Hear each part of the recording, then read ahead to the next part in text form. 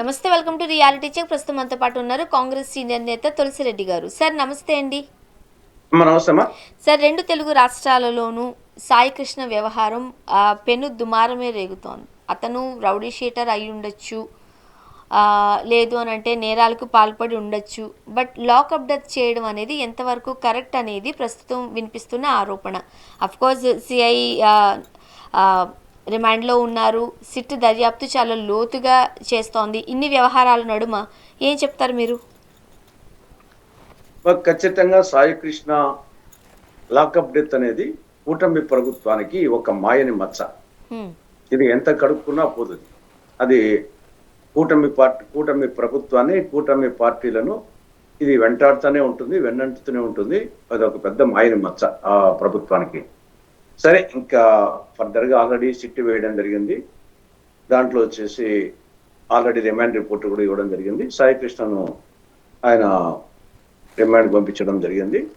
కానీ నాకు తెలిసి ఇంకా ఆయన ఒక్కడు వచ్చేసి లాకప్ డెత్ కు ఒక్కడే కారకం ఉండరు. ఆయనకు సహకరించిన వాళ్ళు ఒకవేళ ఆయన ప్రధానంగా కావచ్చు, కానీ డెఫినెట్ గా సిబ్బంది కానీ బయట వ్యక్తులు కానీ ఇవన్నీ.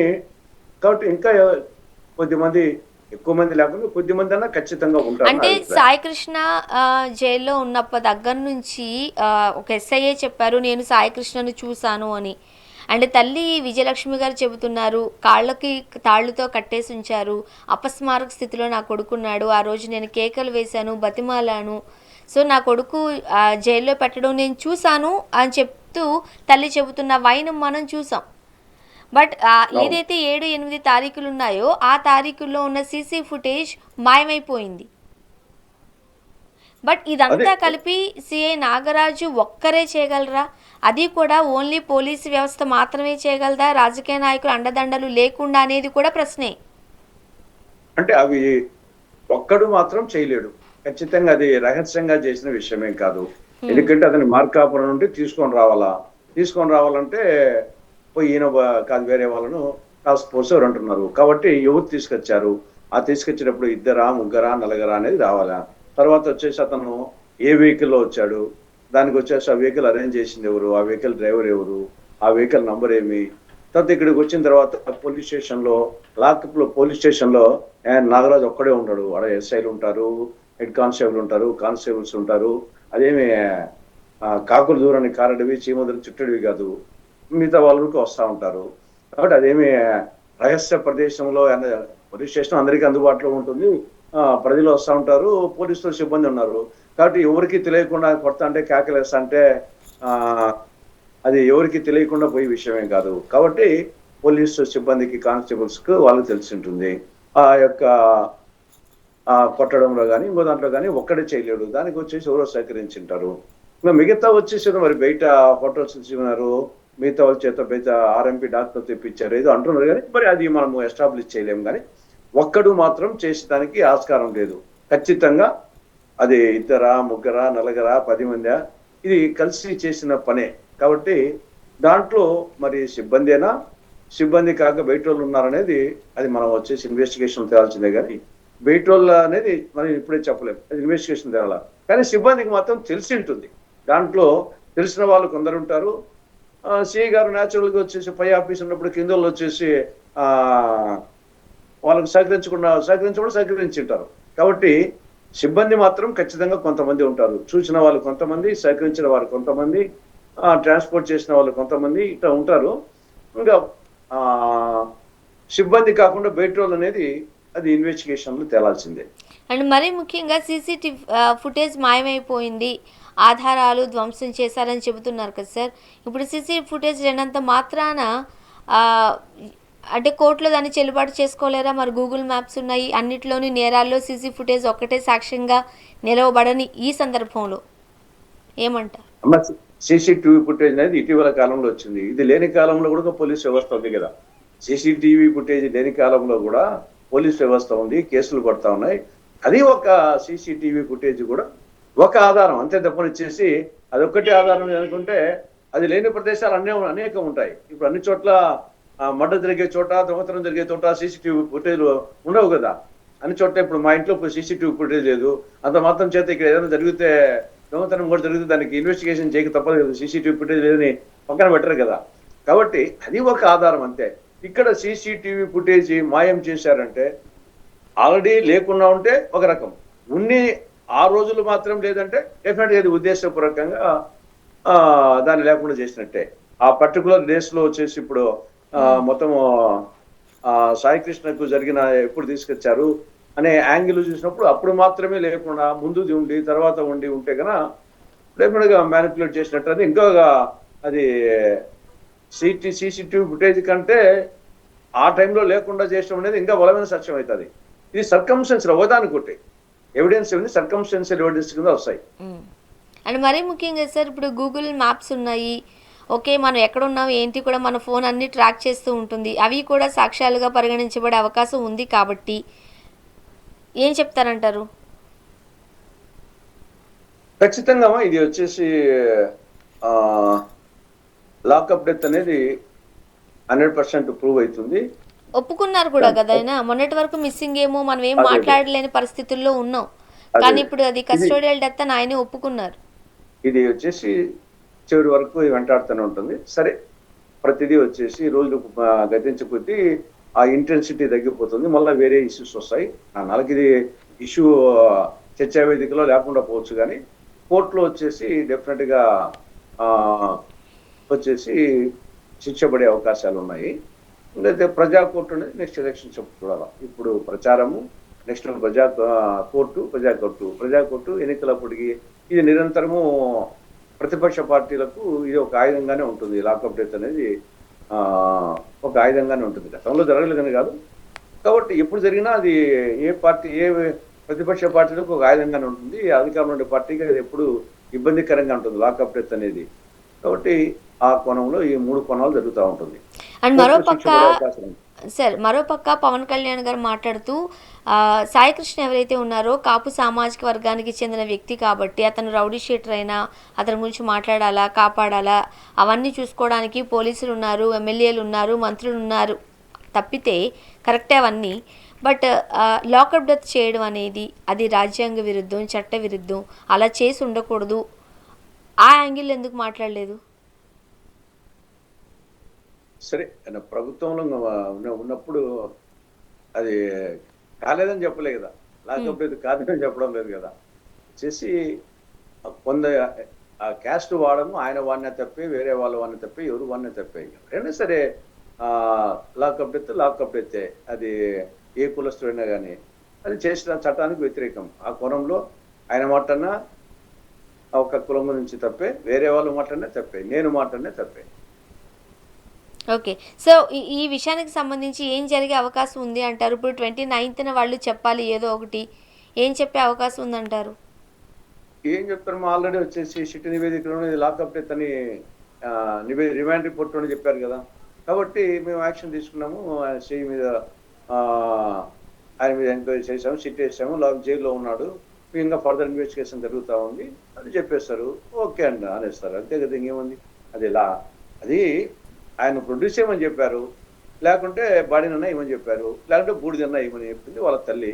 కాబట్టి ఆ మూడిట్లో కోర్టు వచ్చేసి మీరు అది లాకప్ బాడీనన్నా ఇవ్వండి, లేకుంటే అదే మనిషి ఉంటే మనిషినన్నా ప్రొడ్యూస్ చేయండి.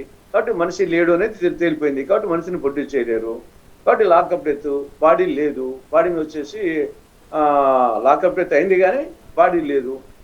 ఏం జరిగింది, దహనం చేశారు, పూర్తి చేసినట్టు జరిగి ఉంటుంది. పూర్తి చేసింటే మళ్ళీ తీసే అవకాశం ఉండేది, దహనం చేసింటే అవకాశం లేదు, బూడిద వచ్చేసినంత ప్రిజర్వ్ చేసే పరిస్థితి ఉండదు. కాబట్టి అది చెప్తారు వచ్చేసి, ఇంకా రిమాండ్ రిపోర్ట్లో ఉండేది చెప్తారు, కోర్టు కూడా ఓకే నేస్తారు. ఆల్రెడీ రిమాండ్ ఉన్నాడు కాబట్టి. సార్, మరోపక్క కర్ణాటకలోని హోస్పేటలో తుంగభద్ర ప్రాజెక్టుకి సంబంధించి న్యూ గేట్స్ ఓపెనింగ్కి 3 ముఖ్యమంత్రులు హాజరయ్యారు. సో ఏదైతే జల వివాదాలు ఉన్నాయో అవి మంచిగా పరిష్కరించుకుందామని కూడా చెప్పడం జరిగింది. అంటే ఒకటి ఇది వచ్చేసి తుంగభద్ర డ్యామ్ అనేది 3 రాష్ట్రాలకు సంబంధించింది, కర్ణాటక, ఆంధ్రప్రదేశ్, తెలంగాణ. ఏం తుంగభద్ర బోర్డు కూడా ఈ యొక్క తుంగభద్ర డ్యాము ఆనకట్టకు right main canal, left main canal, వాటి నిర్వహణ, ఇది దానికోసం తుంగభద్ర బోర్డు కూడా ఉంది. ఆ తుంగభద్ర బోర్డులో కూడా అధికారులు వచ్చేసి 3 రాష్ట్రాల వాళ్ళు ఉంటారు. తుంగభద్ర బోర్డులో కూడా అధికారులు 3 రాష్ట్రాల వాళ్ళు ఉంటారు. దాని నిర్వహణ ఖర్చు కూడా వచ్చేసి 3 రాష్ట్రాలు భరిస్తాయి. కాబట్టి ఇప్పుడు అక్కడ 3 రాష్ట్రాలకు సంబంధించిన వ్యవహారం ప్రధానంగా ఇక్కడ ఆ మొత్తం ఓవర్గా కర్ణాటక ఆయకట్టు దాదాపు 11 లక్షల ఎకరాలు ఎంత ఉంది దీని కింద తుంగభద్ర కింద. ఆంధ్రప్రదేశ్కు సంబంధించి దాదాపు 6 లక్షల ఎకరాలు ఉంది. తెలంగాణకు సంబంధించి 87,000 ఎకరాలు. తుంగభద్ర డ్యామ్ కిందనే అలా ఆర్డీఎస్ కాకుండా ఈ శృంగేశ్వర జలాశయం కేసీ కెనాల్ కాకుండా ఓన్లీ తుంగభద్ర డ్యామ్ కిందనే డ్యాము, దాని కింద రిజర్వాయర్ కెపాసిటీ 132 టీఎంసీలు కెపాసిటీ, దాని కింద right main canal, left main canal ప్రధానంగా కర్ణాటకే ఉంటుంది. రైట్ మెయిన్ కెనాల్ కింద అటు కర్ణాటక, ఆంధ్రప్రదేశ్, కొంతమేరకు వచ్చేసి ఓవరాల్ డ్యామ్ కింద తెలంగాణకు వచ్చేసి 87,000 ఎకరాలే. తుంగభద్ర డ్యామ్ కు సంబంధించి తెలంగాణ కాంపొనెంట్ 87,000 ఎకరాలే. కానీ ఆంధ్రప్రదేశ్ లో ప్రత్యేకంగా రాయలసీమ, అనంతపురము, కర్నూలు, కడప, చిత్తూరు జిల్లా కూడా రాదు. ఈ 3 జిల్లాలు ప్రధానంగా వచ్చేసి ఒక 5-6 లక్షల ఎకరాలు సంబంధించి తుంగభద్ర లో level canal, Tungabhadra high level canal, ఇవి అటు కర్ణాటకకు, రాయలసీమకు. తర్వాత లెఫ్ట్ మెయిన్ కెనాల్ ఏమో మెయిన్గా కర్ణాటకకే. కాబట్టి దీంట్లో 33 గేట్లు ఉంటాయి. యాక్చువల్గా చెప్పాలంటే ఇది కాంగ్రెస్ పార్టీ మానస పత్రిక. తుంగభద్ర డ్యాము కాంగ్రెస్ పార్టీ మానస పత్రిక. మరీ స్పెసిఫిక్గా చెప్పాలంటే పండిట్ నెహ్రూ యొక్క ఆయన ఆశించినటువంటి స్వప్నం అనమాట. 1953లోనే అయిపోయింది. మనం ఇప్పటికే వచ్చేసి 40 ఏళ్ళ ఉంటే తెలుగుగా గాలి చెప్పుకుంటూ ఉన్నాం, కానీ ఒకటి కానీ పూర్తి కాలే. కానీ నెహ్రూ గారి హయాంలో 1953 నాటికే తుంగభద్ర డ్యాము పూర్తి అయిపోయి దాదాపు 16 లక్షల ఎకరాలకు నీరు ఇస్తా ఉంది. 118 మెగావాట్ల జల విద్యుత్తు, కొన్ని లక్షల మందికి త్రాగునీరు, పర్యాటక కేంద్రము, సమీపంలోనే హంపి ఉంది. కాబట్టి అది గత కాంగ్రెస్ ప్రభుత్వాలకు ఈ ప్రభుత్వాలకు అది యాక్చువల్గా కొత్త ప్రాజెక్ట్ ఏం కాదు, పాత ప్రాజెక్టే. పాత ప్రాజెక్టు 53 అడిగిపోతే 53లో అయిపోతే 73 సంవత్సరాల తర్వాత ఒక గేటు మన 2024లో కొట్టుకుపోయిన నేపథ్యంలో మళ్ళీ ట్రస్ట్ గేట్స్ అన్ని మార్చి పెట్టారు. అది యాక్చువల్గా 51 కోట్లు. మొత్తం 33 గేట్లు కలిసి కూడా 51 కోట్లే. కానీ ఇది ఎప్పుడో సిమెంట్ కూడా వాడకుండా కేవలము సున్నము మట్టితోనే నిర్మించినటువంటి డ్యామ్ ఇది అనమాట. అలాంటిది అంత పర్ఫెక్ట్గా కట్టినటువంటి డ్యామ్ అది. కానీ ఒక విధంగా అటువంటి దాన్ని గేట్లన్నీ మళ్ళా రీఎరెక్ట్ చేసే సందర్భంగా కలిశారు. 3 రాష్ట్రాలకు సంబంధించిన వ్యవహారం కాబట్టి ఒక ఫీల్ గుడ్ ఫ్యాక్టర్, మంచిదే. ఒక వేరు వేరు రాష్ట్రాలు వాళ్ళ సమస్యలు ఉన్నప్పటికీ మన పార్టీలు కూడా, ఇక్కడేమో చంద్రబాబు నాయుడు తెలుగుదేశం పార్టీ ఎన్డీఏలో ఉన్నాడు, అక్కడేమో డికే శివకుమార్ కాంగ్రెస్, రేవంత్ రెడ్డి కాంగ్రెస్ ఉన్నప్పటికీ ఆడ పార్టీలకు అతీతంగా 3 రాష్ట్రాల భాగస్వామ్యం ఉంది. కాబట్టి అది ఒక ఫీల్ గుడ్ ఫ్యాక్టర్. అది ఒక మంచి పరిణామం కింద చూడాలి. సమాజానికి ఒక మంచి సందేశం వరకు చూడొచ్చు, అంతవరకే. కానీ దాంతోనే ఏదో మొత్తం సమస్యలనే పరిష్కారం అవుతుందని చెప్పలేము. సరే, సెంట్రల్ మినిస్టర్ కూడా వచ్చాడు కాబట్టి ఆయన సమక్షంలో కూడా ఇక్కడ ప్రధానంగా వచ్చేసి తుంగభద్ర డ్యామ్ సంబంధించి సిల్టింగ్, దాని కెపాసిటీ ఏమో 132 టీఎంసీలు, కానీ దాదాపు 30 టీఎంసీల వరకు సిల్టింగ్ పూడికిపోయిపోయింది. దానివలన 132 బదులు డ్యామ్ నిండినా కానీ 100 టీఎంసీలే వస్తున్నాయి. ఆ 100 టీఎంసీలు ఎగువ రాష్ట్రం కాబట్టి కర్ణాటక వాళ్ళు నీళ్ళన్నీ వాళ్ళే వాడుకుంటున్నారు, వాళ్ళ కేటాయించిన నీళ్లు. కాబట్టి ఆటోమేటిక్గా కింది రాష్ట్రాలు ఆంధ్రప్రదేశ్కు, తెలంగాణకు అటు ప్రాజెక్టు కింద రాలేదు. తర్వాత ఉండే ఆర్డీఎస్కు తెలంగాణకు సంబంధించి 16 టీఎంసీలు కేటాయిస్తే దానికి 5 టీఎంసీలు అట్లా వస్తున్నాయి. ఈవెన్ కేసీ కెనాల్కు దానికి 39.5 టీఎంసీలు దానికి రాలేదు.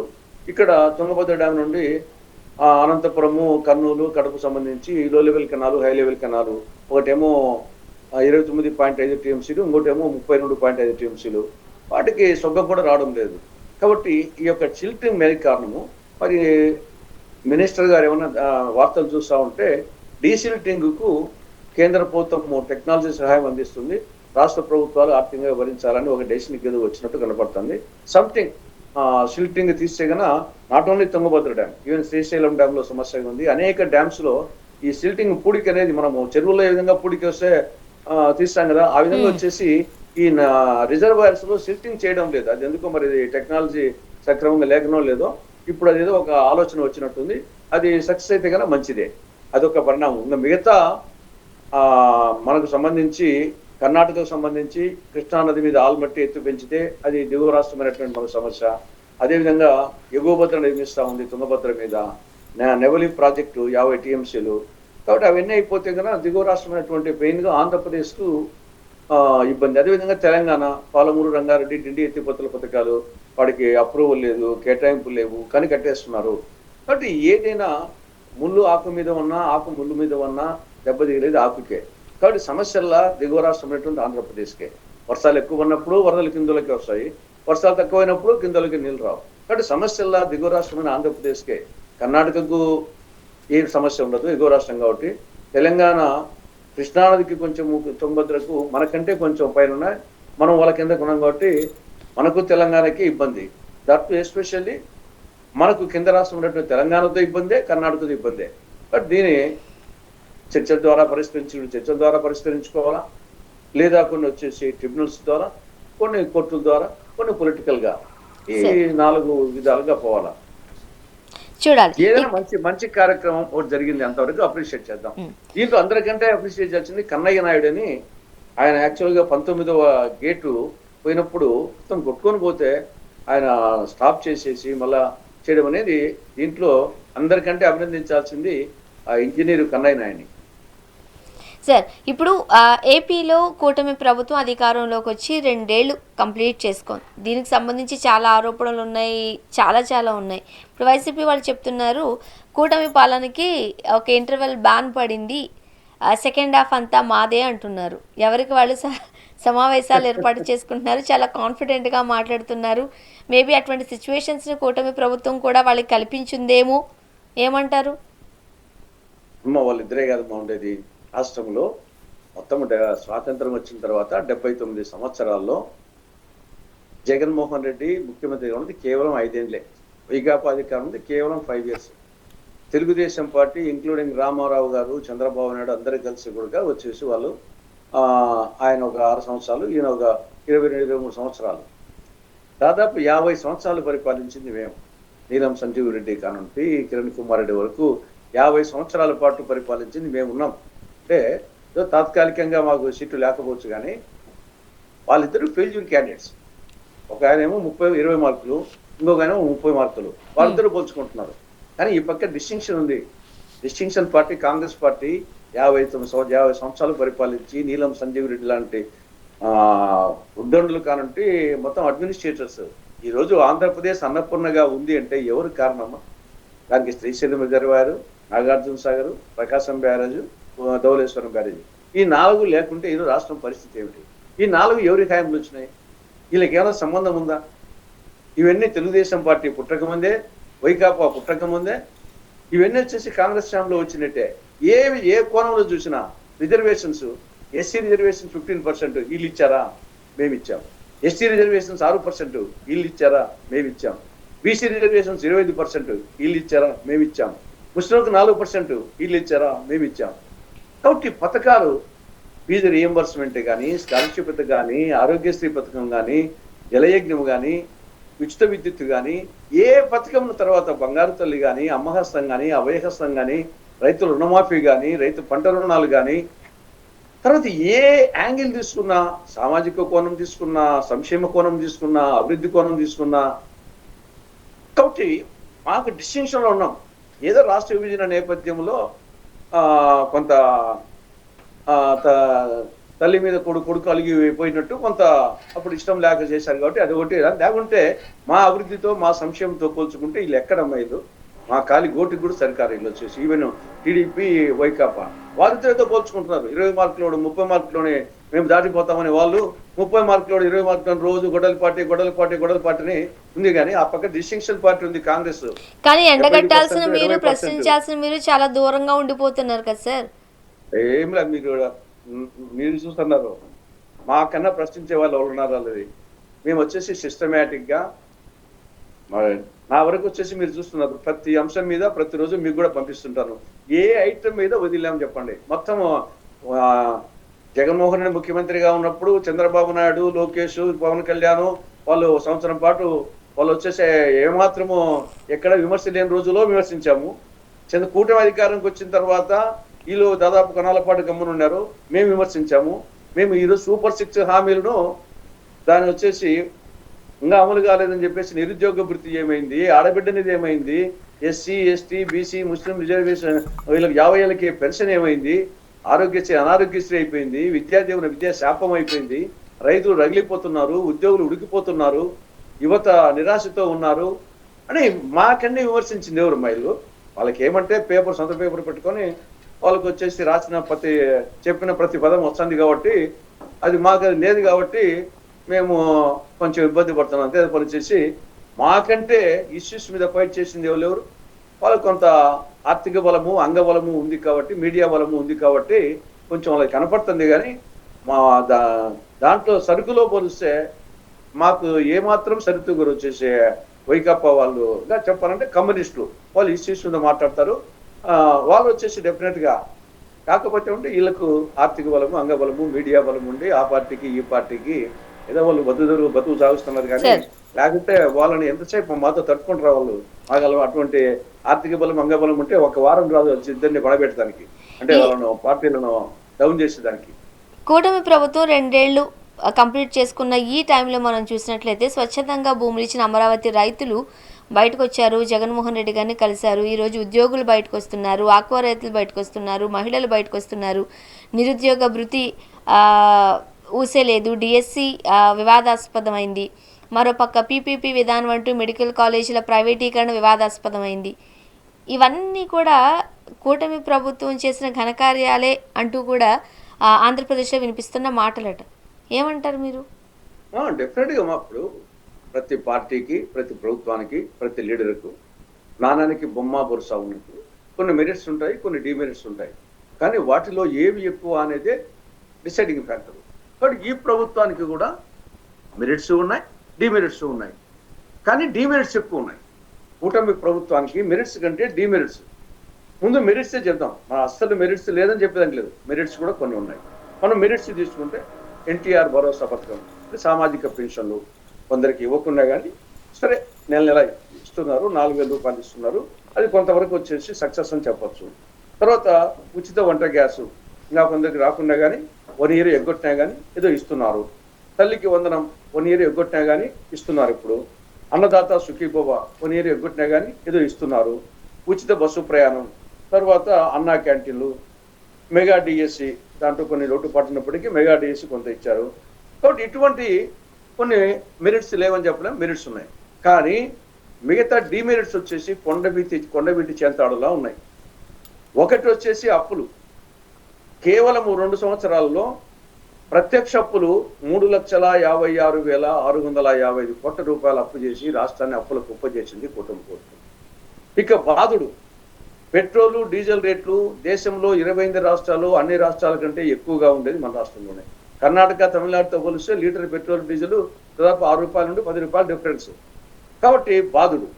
తర్వాత సూపర్ 6 నేను చెప్పినట్లు ఒకటి నిరుద్యోగ భృతి యువతకు మోసం చేశారు, ఆడబిడ్డనిది మహిళలకు మోసం చేశారు, ఎస్సీ ఎస్టీ బీసీ ముస్లిం మైనార్టీలకు 50 ఏళ్ళకే పెన్షన్ వాళ్ళకు మోసం చేశారు. తర్వాత వచ్చేసి ఇంకా రాష్ట్రము మధ్యాంధ్రప్రదేశ్, జూదాంధ్రప్రదేశ్, డ్రగ్-ఆంధ్రప్రదేశ్, తర్వాత గంజాయి ఆంధ్రప్రదేశ్గా తయారైపోయింది. మండలానికి 4 మద్యం షాపులు, 40 బెల్ట్ షాపులు. ఈ కాకంగా విశాఖ శ్రీలంక బీచ్లో బీచ్ షాప్స్ పెడతారట. తాగండి ఊగండి అనే పథకం. తర్వాత వచ్చేసి ఆరోగ్యశ్రీ ఏమో అనారోగ్యశ్రీ అయిపోయింది. విద్యాదీవన విద్యాశాపం పథకమైంది. తర్వాత మహిళలకు డాక్రా మహిళలు వాళ్ళకు 10 లక్షల వరకు వడ్డీ లేని రుణాలు ఇస్తామని చెప్పారు. 2 నెలలుగా పైసా లేదు. వాళ్ళు 12%, 13% వడ్డీతో చాలా మంది డాక్రా మహిళలు ఇప్పుడు గతంలో ఉన్న సక్సెస్ స్టోరీస్ లేవు, ఇప్పుడు తగ్గిపోతా వస్తున్నాయి. కానీ శాంతి భద్రతలు దానికి ఇంకా ఎక్కువ చెప్పాల్సిన అవసరం లేదు. నేను లాకప్ అయితే శాంతి భద్రతల పరిస్థితి తెలియచేస్తా ఉంది. కొత్తగా ఒక్కరికి పెన్షన్ ఇవ్వలేదు, కొత్తగా ఒక్క ఇల్లు కట్టి లేదు, కొత్తగా ఏదో గతంలో ఉన్నట్టు కొంచెము ఇచ్చారు పనిచేసి కొత్తగా ఒకటి కట్టలేదు. కాబట్టి డబుల్ ఇంజిన్ ఏమో ట్రబుల్ ఇంజిన్ అయిపోయింది. తర్వాత సంపద కేంద్రాలు దరిద్ర కేంద్రాలు దర్శనమిస్తున్నాయి. సో వీటన్నిటినీ వైసీపీ తెర మీదకి తీసుకొస్తూ మరీ ముఖ్యంగా వెన్నుపోటు అంటే వెన్నుపోటుకు సంబంధించి 2 ఏళ్ళు అంటూ కూడా వాళ్ళు ఒక నినాదం స్లోగన్ పట్టుకుని వైసీపీ వాళ్ళు ముందుకొస్తున్నారు. చూడాలి ఏం జరగబోతుందో. మరొక వైపు ఆ, వాళ్ళకి అంత సీన్ లేదు ఎందుకంటే అది ఆల్రెడీ చూశారు, 5 ఏళ్ళు పరిపాలించారు. అది ఒక కచ్చ రాజకీయాల పార్టీ. వీళ్ళు వస్తే మళ్ళా ఈ సౌతి పోరే, వాళ్ళు వచ్చే వీళ్ళు వచ్చే వాళ్ళు సౌతి పోరు తప్ప ఇంకేమీ లేదు. తర్వాత వచ్చేసి రఫా అనేది, తర్వాత అవినీతి, మూడవది వచ్చేసి వాళ్ళు అసెంబ్లీకి పోకపోవడం అనేది, ఆ తర్వాత మావిగన్ ఈ యొక్క అమరావతిని వ్యతిరేకించడము, వాళ్ళని వైకాపా పార్టీ వాళ్ళు సెల్ఫ్ గోల్స్ దాన్ని అనేకం కొట్టుకున్నారు. కాబట్టి ఇంకా వాళ్ళకి అవకాశమే లేదు, వాళ్ళకి మళ్ళీ అధికారంకి వచ్చే అవకాశమే లేదు.